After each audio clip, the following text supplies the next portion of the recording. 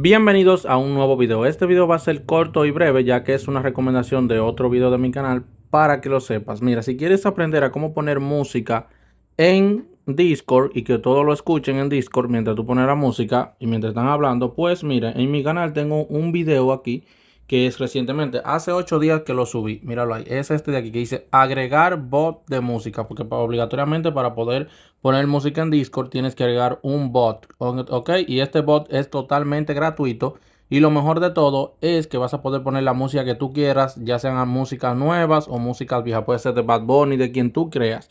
Entonces el enlace a este video donde te enseño el paso a paso, que solamente solo te lo explico todo en 6 minutos, míralo ahí que solo vas a hacer de una vez.